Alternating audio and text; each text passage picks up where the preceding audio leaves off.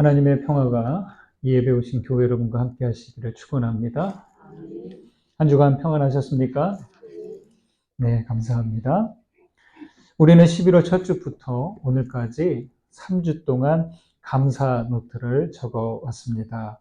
어떠셨나요? 적을만 하셨습니까? 나는 단 하루도 못 적었다. 이런 분은 없으시겠죠? 예. 매일 5가지 이상 감사 제목을 적겠다고 했는데 어떤 날은 멈춤 없이 5개를 넘기기도 했고요. 어떤 날은 간신히 하나 정도 적을 때도 있었습니다. 어느 날은 의무감으로 노트에 적기도 했지만 첫 장부터 적어온 내용들을 이렇게 다시 볼 때마다 나의 하루가 헛되게 지나지 않고 이렇게 의미 있는 것들로 채워졌구나 하면서 잔잔하게 가슴이 따뜻해졌습니다. 믿음은 동의해서 신뢰로 나아가는 것이고 그 다음엔 충성하고 관점 변화로 나아가는 것이라고 제가 종종 말씀드렸는데 감사 제목을 적어보니까 저의 일상을 바라보는 눈이 바뀌고 있는 것을 알게 됐습니다. 그냥 매일 그저 그렇게 그날이 그날이고 어제가 오늘이고 오늘이 내일 같지 그냥 별 이렇게 맛이 없이 싱겁게 지나가는 날들이 감사 제목을 적으면서 매일매일이 기다려주고 감사하고 의미 있게 채워져 갔습니다. 일상을 보는 눈이 달라진 것을 알게 되죠. 지난번에 제가 누군가에게 희망과 용기가 생길 때 그때가 신이 머물다 간 순간이라고 말씀드렸는데요. 저는 감사하는 이 순간도 신이 머물다 가는 순간이다. 이런 생각이 듭니다. 디모데전서 4장에서 바울은 하나님께서 지으신 모든 것이 선함에 감사함으로 받으면 버릴 것이 없나니 라고 했는데 저명한 신학자 칼바르트는 이에 대해서 이렇게 묵상했습니다. 감사란 무슨 뜻일까요? 감사란 하나님의 은혜를 경험한 사람들의 태도와 행실이라고 할 수 있습니다. 하나님의 은혜는 우리가 모색하고 열망한 끝에 획득할 수 있는 것이 아니며 더욱이 우리가 정복할 수 있는 것도 아닙니다. 그것은 우리가 전혀 예상하지 못하는 방식으로 그리고 행위와는 무관하게 위로부터 내려오는 선물입니다. 우리가 감사한다는 것은 우리의 말과 행동이 우리가 받은 은혜에 의해 결정된다는 뜻입니다. 우리의 말과 행동이 은혜에 상응하고 응답함으로써 은혜를 닮아간다는 뜻입니다. 여러분 그렇죠? 감사는 저절로 나오는 게 아니라 은혜에 의해서 결정된대요. 감사는 바로 은혜를 경험한 사람의 태도이죠. 청파교회의 김기서 목사님은요, 우리가 구원받았다는 것을 무엇으로 어떻게 할 수 있겠습니까? 이 물음에 이렇게 대답합니다. 하나님께 감사하고 창조 세계에 감탄하는 것이 구원의 표시다. 이렇게 말이죠. 저는 적극 동의합니다. 구원받았다는 것, 이게 뭐예요? 죽을 수밖에 없는, 죽어가는 상황에서 혹은 이미 죽은 상태에서 다시 살아났다는 게 구원 받은 거잖아요. 우리의 감사는 그래서 어떤 감사냐? 살아있음에 대한 감사예요. 지금 감사와 감탄이 없다면 여러분 구원받은 게 무슨 의미가 있겠습니까? 또 하나님의 나라는 무엇이겠습니까? 하나님의 나라는 이렇게 믿음에서 시작해서 소망과 사랑으로 이어지고 그리고 감사로 넘쳐나는 곳입니다. 오래전 제천제일교회에서 교구 편성을 동교구, 서교구 이렇게 2개에서 4개 교구로 다시 편성할 때 일입니다. 그때 확대하면서 교구 명칭을 어떻게 하지? 1교구, 2교구, 3교구, 4교구 이렇게 할까? 동서남북교구 이렇게 할까? 되게 딱딱하잖아요. 그래서 모두가 머리를 맞대고 고민하다가 제가 성경을 찾아보다가 성경에 뭐 적당한 말 없을까 찾아보다가 성경에서 제일 좋은 말 믿음, 소망, 사랑. 이 세 개네. 하나 더 있으면 좋은데. 근데 저도 모르게 감사 딱 나왔어요. 그래서 목회자회 때 이 믿음, 소망, 사랑, 감사 이 명칭으로 교구를 정하면 어떻겠냐고. 그랬더니 모두가 좋다고 동의했어요. 그리고 믿음 교구, 소망 교구, 교구라는 말 붙이지 말고 좀 더 정감 있는 걸로 붙이면 어떠냐? 마을. 그래서 믿음 마을, 소망 마을, 사랑 마을, 감사 마을 이렇게 부르게 되었고 제일교회는요 지금도 이 명칭을 그대로 사용하고 있습니다. 지나고 나서 보니까요 보면 볼수록 참 괜찮다. 이름 잘 지었다 하는 생각이 들었습니다. 우리 강저시내가 교회도 이제 교구가 커지면 4개로까지 되면 제가 이렇게 붙이고 싶은 그런 마음이 있습니다. 여러분, 주님의 교회는 믿음과 소망과 사랑과 감사 마을이 되어야 합니다.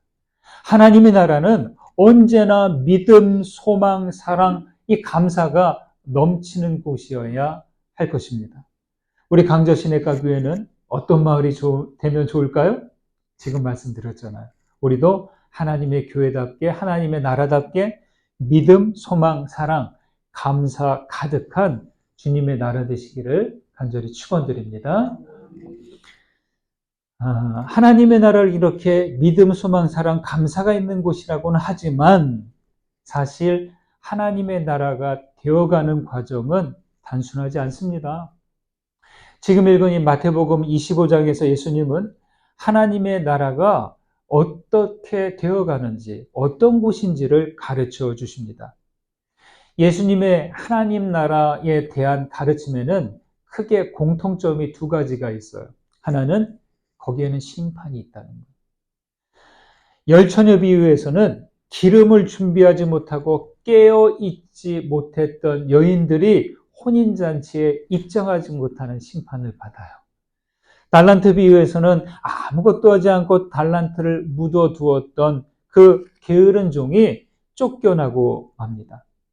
오늘 말씀에서도 인자가 다시 올 때 심판이 있는데 양과 염소를 구분하는 심판입니다. 2번째 공통점은요, 하나님의 나라는 일상과 동떨어진 곳이 아닌 각자의 일상 속에서 시작한다.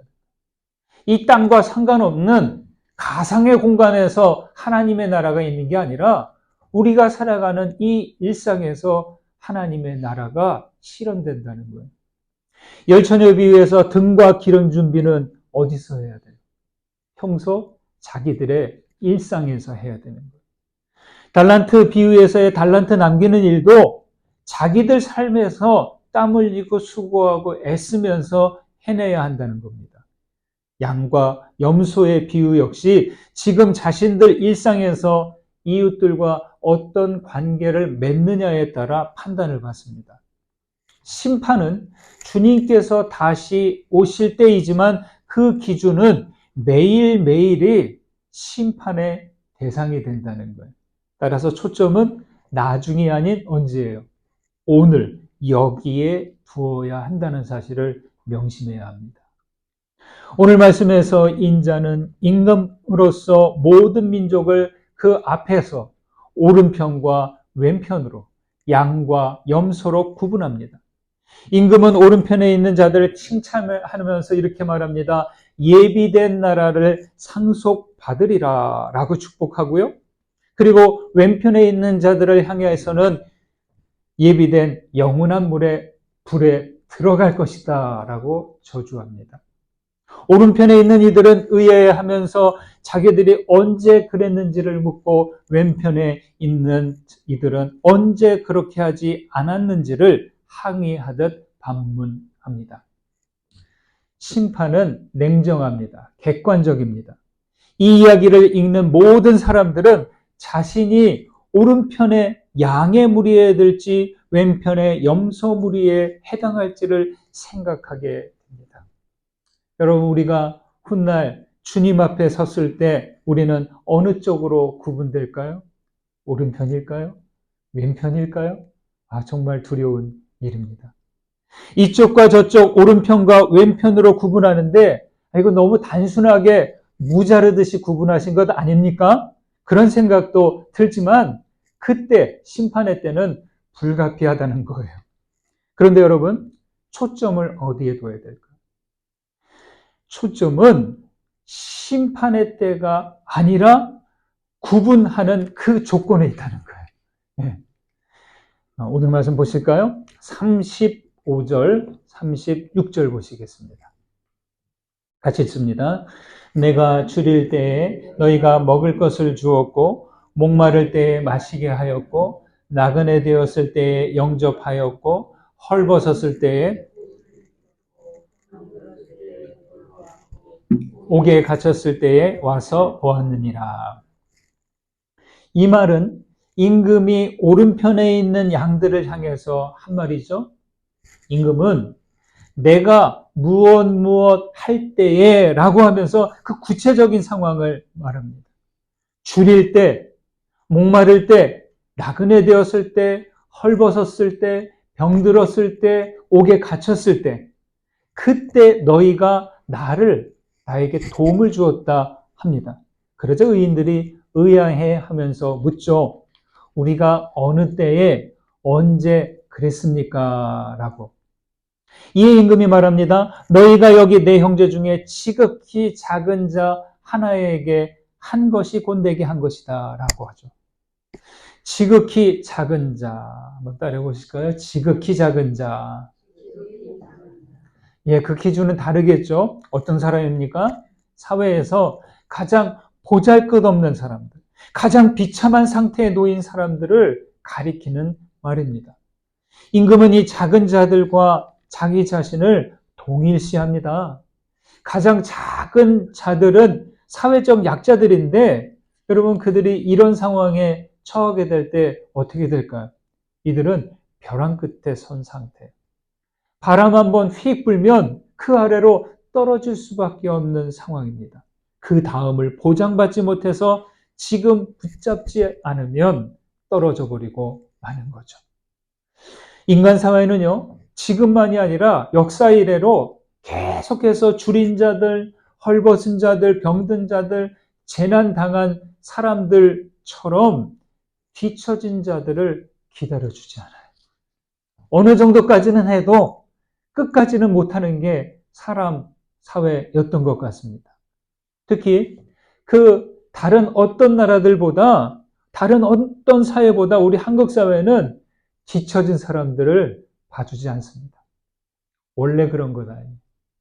산업화가 되고 현대 사회가 되고 나서 우리 사회는 더 그렇게 됐어요. 그 이유는 우리 사회가 지나치게 경쟁 사회가 되었기 때문이에요. 우리 사회는 승자 독식을 너무나 당연시하고 있어요. 참 안타까워요. 여러분 사회에서는 그래도 교회 안에서 예수 신앙으로는 경쟁과 승자 독식 이런 식의 사고방식을 인정해서는 안 돼요. 스포츠 경기에서는 어쩔 수 없이 어떻게 합니까?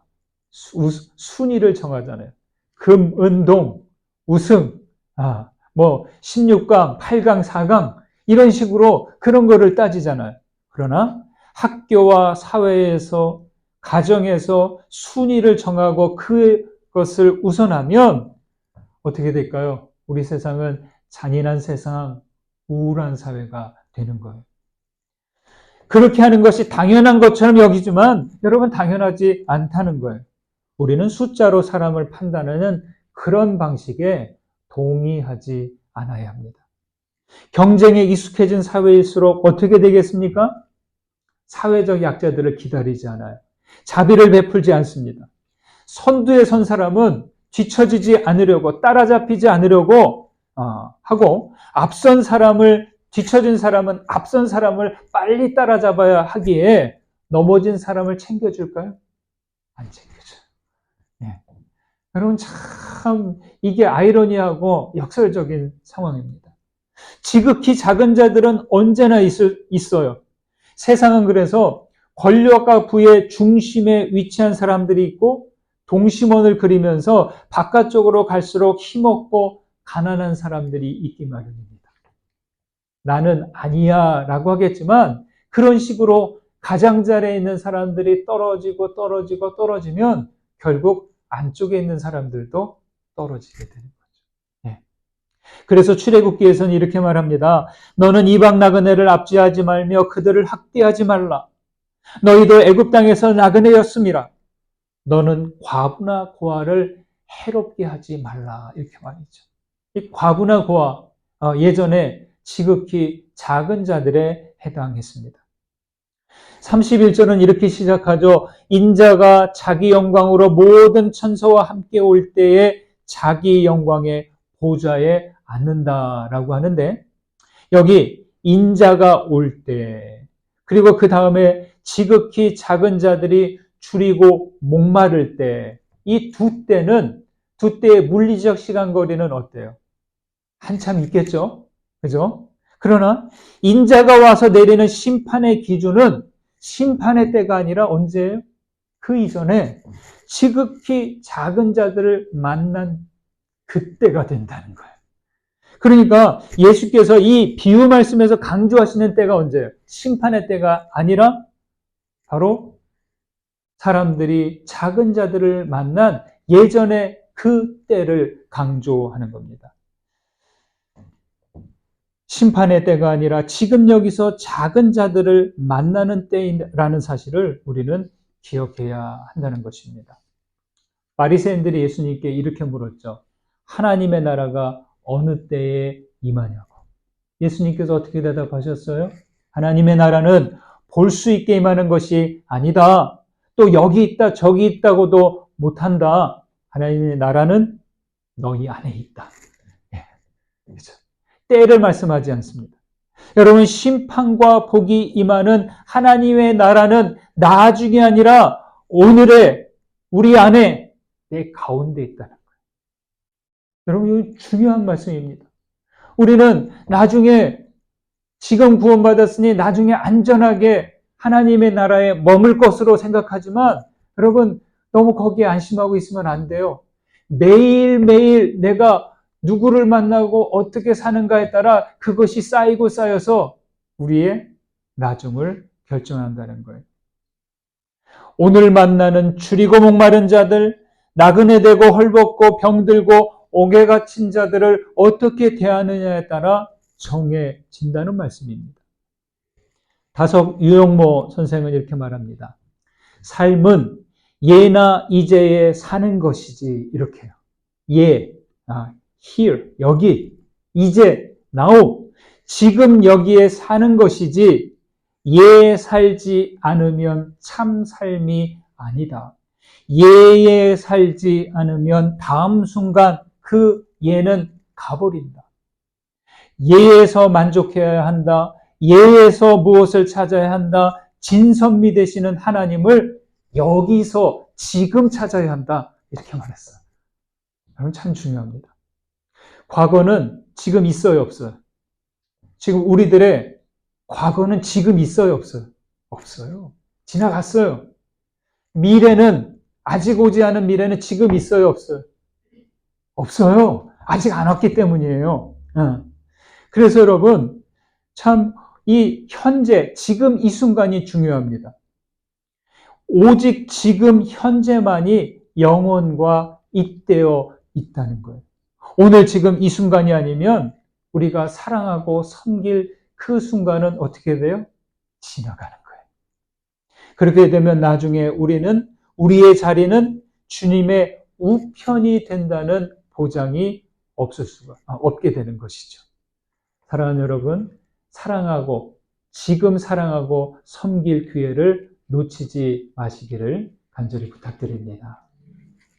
그 다음 40절과 45절을 보실까요? 있습니다. 임금이 대답하여 이르시되 내가 진실로 너희에게 이르노니 너희가 여기 내 형제 중에 지극히 작은 자 하나에게 한 것이 곧 내게 한 것이니라 하시고 쭉 가셔서 45절 시작. 이에 임금이 대답하여 이르시되 내가 진실로 너희에게 이르노니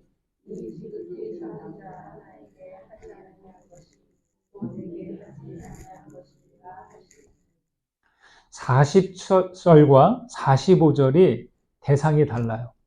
40절 말씀은 누구에게 합니까? 오른편에 있는 사람들에게 하는 말이고, 45절은 왼편에 있는 자들에게 하는 말입니다.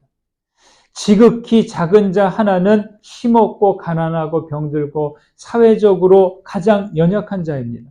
주님은 그 지극히 작은 자 하나가 바로 자기라고 해요. 나라고. 그리고 그 지극히 작은 자 하나는 멀리 있는 대상이 아니라 내 형제, 즉 우리들 주변, 우리가 만나는 사람들 중에 하나라는 이야기입니다. 작은 자 하나가 줄이고 목마를 때 나그네 되었을 때 돌보아준 것이 인자를 돌본 것과 같습니다. 그리고 자기가 만난 작은 자를 돌보지 않은 것이 주님을 돌보지 않았다고 말씀합니다.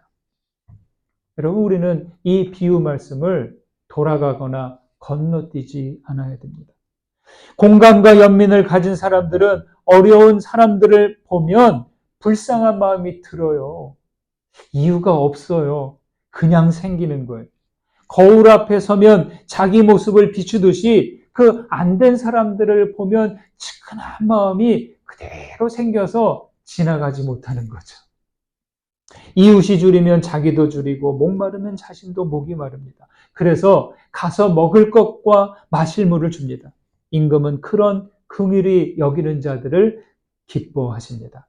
공감과 연민의 마음을 가지고 작은 자 하나를 돌본 것은 임금은 자기에게 한 것이라 이렇게 받아들입니다.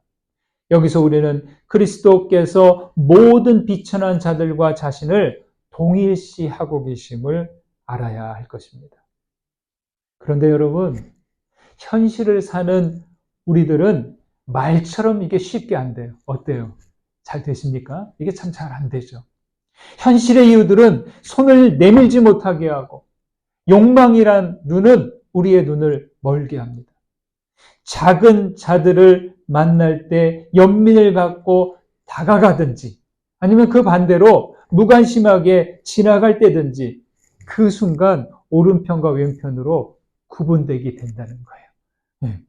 연민과 사랑을 쌓아가는 사람은 창세로부터 예비된 나라를 상속받는 것에 그만큼 다가야 할 것이고 정립되는 거예요. 그리고 무관심하게 지나간 사람은 예비된 영원한 불에 가까워져 가는 거죠. 이게 예수님께서 말씀하시는 가르침입니다. 지난 봄에 새벽 기도 때 제가 한번 말씀드린 적이 있는 이야기인데요. 우리 교회는 시내권과 좀 떨어져 있어요. 그래서 시내 번화가 있는 교회만큼 거린들 방문이 많지 않습니다. 그래도 종종 찾아오는 분들이 있어요. 우리 길가에 있기 때문에 지나가는 분들이 이제 들어옵니다. 그러면 제가 음료수도 주고 떡이나 빵도 주고 간식도 챙겨주고 밥을 못 드신 분은 저 사거리 밥집에 데려가서 콩나물국이라도 챙겨드리고 그렇습니다. 그렇지만 늘 그랬던 건 아니에요. 그중에 제가 좀 무심하고 무정하게 돌려보낸 적이 있어 미안할 때도 있습니다. 그분 한 분이 기억납니다. 그날도 많은 비가 내리던 날이에요. 비가 아침부터 그냥 추적추적 내리면서 막 쏟아졌다가 멈췄다가 하는데 할 일도 많고 외출할 일도 많고 해서 여유가 없던 날이었어요. 어떤 분이 찾아왔어요. 험한 옷에 우산도 없이 비를 맞은 상태로 왔어요. 사정 이야기를 하면서 도움을 요청하는데 무슨 얘기인지 알죠. 그래서 저는 그래도 집이 어디시냐고 집에 가셔야죠. 이분이 정선이라고. 그럼 제가 교통비를 드릴 테니까 얼른 집에 가서 쉬시라고. 홀어머니가 계시는데 자기 이 꼴을 보면 그냥 바로 거기서 마지막을 이렇게 또 가실지도 모른다고 충격받으실까 봐 이 상태로 못 간다고 거절하는 거예요. 그가 원하는 것을 더 들어보니까 자기가 며칠 동안 잠도 못 자서 그러니까 모텔을 잡아달라는 거예요. 며칠 좀 푹 쉬어야 되겠다는 거예요. 제가 배고프다, 차비 좀 달라 이런 거는 많이 봤어도 모텔에 좀 이렇게 묵을 수 있도록 해달라는 경우가 처음이에요. 교회에서 좀 쉬겠다는 것도 아니에요. 모텔을 잡아달라는 거예요. 저는 참 그런 경우는 처음이고 여유가 없기 때문에 어쩔 수 없이 식사비 정도 챙겨서 떠밀듯이 보냈어요. 그렇게 해서 가는 그 모습이 너무 안 되고 슬퍼 보였던 거예요. 제가 분주하고 바쁜 날이니까 일단 이제 보내고 나서 이제 제의를 받죠. 그렇게 외출을 다녀왔고 저녁 기도 시간이 되었는데 이렇게 기도하는데 그분 모습이 자꾸 눈에 아른거리는 거예요. 제가 너무 형식적으로 대한 것 같아서 마음에 걸렸고요. 비에 젖은 그의 안된 모습이 너무나 치근하게 보이는 거예요. 그 형제를 바쁘다는 핑계로 형식적으로만 대한 것 같아 참 미안하고 주님 앞에 부끄러운 마음이 들었습니다. 예수님께서는 내가 줄일 때, 내가 헐벗을 때라고 하셨는데 그 형제가 주님이라고 생각하니까 더 죄송했습니다. 여러분, 지극히 작은 자는 멀리 있거나 어느 특정한 곳에 있지 않다는 것. 굶주리고 목마르고 나그네 된 사람들, 헐벗고 병들고 의로운 일로 갇힌 사람들, 그리고 그 정도는 아니더라도 내가 만나는 사람들 가운데 불쌍한 마음이 들면 그 사람이 나에게 지극히 작은 자입니다. 임금은 그들이 바로 자기 자신이었다고 말합니다. 평화운동가 홍순가님은 그의 글에서 이렇게 말합니다. 사람에게 사람이란 하나님을 볼 수 있는, 만질 수 있는, 부둥켜 안고 엉엉 울 수 있는, 이게 바로 사람이에요. 그러니까 사람끼리 이런 관계가 되면 얼마나 좋겠냐 이거예요. 사람이 하나님을 만나고 싶을 때가 언제일까요? 여러분, 하나님을 만나고 싶으세요? 일이 힘들 때, 걸을 때, 남모르는 눈물 흘릴 때, 그때 하나님을 좀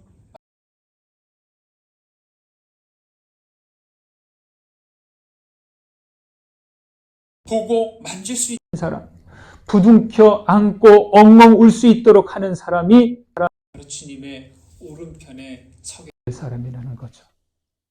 사랑하는 여러분, 우리는 언제 자비를 베풀어야 할까요? 줄이고 목마른 사람을 만날 때, 헐벗고 병든 사람들과 갇힌 사람들을 만났을 때입니다. 그때가 지나가면 기회도 지나갑니다. 공감과 연민의 마음으로 작은 자를 섬길수록 우리는 영생으로 향해 가는 것이고 그 반대로 살면 영생에서 멀어지게 되는 것이죠. 일상에서 만나는 작은 자를 그리스도의 자비로 섬겨주시기를 바랍니다. 우리 모두가 있고 만질 수 있고 부둥켜 안고 엉엉 울 수 있는 그런 분들이 되시기를 주님의 이름으로 축원드립니다. 받은 은혜 생각하면서 거듭의 기도 드리십니다. 울림이 되고 깨달아진 말씀 여러분 붙드시고 기도로 올려드리십시오. 기도합니다.